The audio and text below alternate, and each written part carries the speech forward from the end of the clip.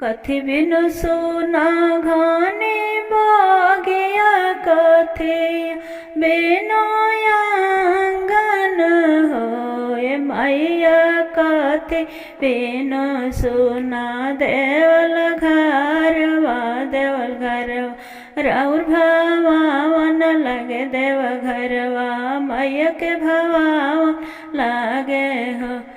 Collar बिनु सुना घाने बागिया, बालकवा बिनु आंगन होए दुर्गा मैया राउर बिनु सुना देवल घरवा, देवल घरवा राउर भवावन लगे, देवल घरवा मैया के भवावन लागे हो।